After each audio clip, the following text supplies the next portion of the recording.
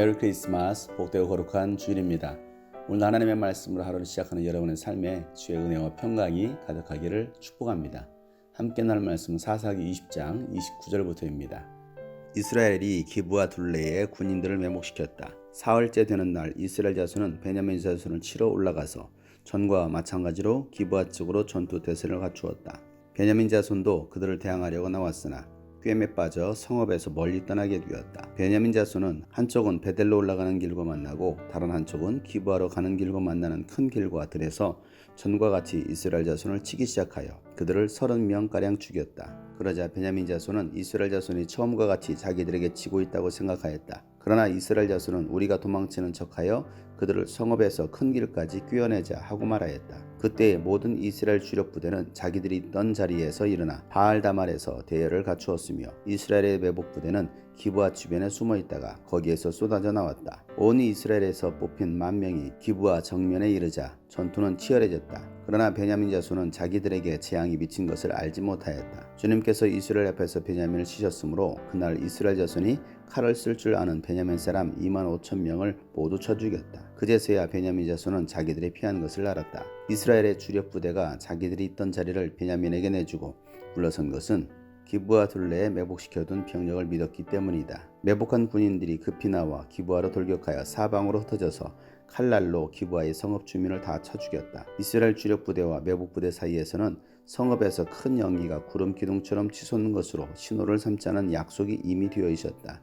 이스라엘 사람들이 싸우다가 물러서자 베냐민 사람들은 이스라엘 사람들 30명가량을 쳐 죽이면서 이스라엘 사람들이 지난번 싸움에서처럼 자기들에게 꼼짝없이 신다고 생각하였다. 그러나 성읍에서 연기가 구름 기둥처럼 치솟아 오를 때에 베냐민 사람들이 뒤돌아보니 온 성읍이 불바다가 되어 불길이 하늘로 치솟는 것이 아닌가. 이스라엘 사람들이 반격하니 베냐민 사람들은 패색에 짙은 것을 깨닫고 몹시 겁에 질렸다. 그들은 이스라엘 사람들 앞에서 물러나 광야길로 방향을 돌렸으나 퇴로가 막혔다. 그들은 이스라엘 주력 부대와 성읍을 치고 나온 부대 사이에 끼어 협살당하고 말았다. 이스라엘 사람들은 베냐민 사람들을 포위하고 쉬지 않고 동쪽으로 기브아 맞은쪽에 이르기까지 추격하며 쳐부수었다. 그때에 베냐민 사람들이 18,000명이나 쓰러졌는데 그들은 모두 용사였다. 베냐민의 나머지 패잔병은 방향을 바꾸어 광야 쪽 림몬 바위 있는 데까지 도망쳤으나 이스라엘 사람들이 큰 길에서 5,000명을 이삭 줍듯이 모조리 죽이고 기도메까지 쫓아가서 덮쳤고 기도메까지 쫓아가서 덮쳐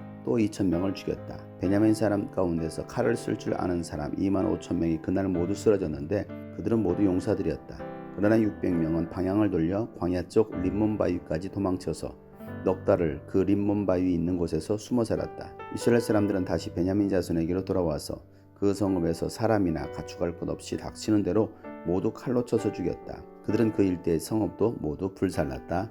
아멘. 오늘 본문 말씀은 이스라엘 11지파와 베냐민 지파 간의 전쟁을 다루고 있습니다. 미스바에 모였던 이스라엘 11지파는 하나님께 여쭙을 때 누가 먼저 전쟁에 나가야 되느냐고 물었을 때에 하나님은 유다 지파가 먼저 나가라고 말씀하셨습니다. 그렇게 전쟁에 나갔지만 유다 지파가 전쟁에 패하게 됩니다. 베냐민 지파의 수가 적었음에도 불구하고 이스라엘 연합군을 이긴 것입니다.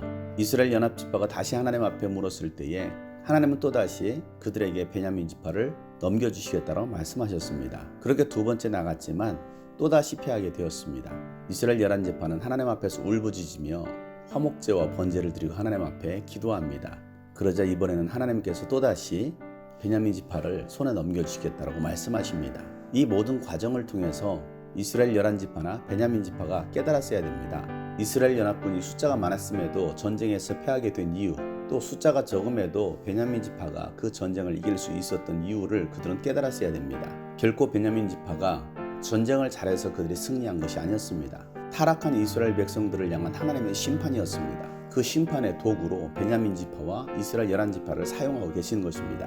1차 전쟁, 2차 전쟁에서 승리했던 베냐민 지파는 교만해졌습니다. 3차 전쟁에서 당연히 승리할 거라고 생각했습니다. 또한 그 전쟁의 승리가 하나님께서 그들에게 주신 것이라고 착각했을 것입니다. 그러나 하나님은 교만한 이 베냐민 지파를 600명만 남겨두고 다 죽이십니다. 하나님께서 이 베냐민 지파를 심판하신 이유는 어디 있습니까? 같은 동족이라고 죄악을 벌인 기브아 사람들을 동조했던 것입니다. 이스라엘 사람들의 이야기를 들어보려고도 하지도 않았습니다. 문제와 갈등의 원인을 파악하려고도 하지 않았던 것입니다. 결국 이 이스라엘 11지파와 베냐민 지파를 하나님께서 심판하신 것입니다. 베냐민 지파는 전쟁에 패하고 600명만 살아남습니다. 이스라엘 연합군이 전쟁에 승리했지만 그것은 결코 승리가 아니었던 것입니다. 하나님의 심판의 결과였습니다. 내게 일어나고 있는 일들의 의미가 어떤 의미인지를 우리는 깨달아야 되는 것입니다. 그렇지 않으면 베냐민 지파나 이스라엘 연합 지파처럼 서로 싸우고 서로 멸망하게 되는 것입니다. 사랑하는 여러분, 우리 가운데 영적 분별력이 있어서 하나님의 뜻을 알고 하나님의 뜻에 순종하며 나아갈 수 있는 저와 여러분 되기를 소망합니다. 교만하지도 말고 또 악에 동조도 하지 않는 저와 여러분 되기를 소망합니다. 내가 하나님 안에 머물러 있지 않음에도 불구하고 일이 잘 되고 있다고 한다면 그것이 하나님의 경고임을 우리는 깨달아야 됩니다. 하나님의 심판 가운데 거하는 자들이 아니라 하나님의 사랑과 보호 가운데 거할 수 있는 저와 여러분 되시기를 주 이름으로 축복합니다. 샬롬.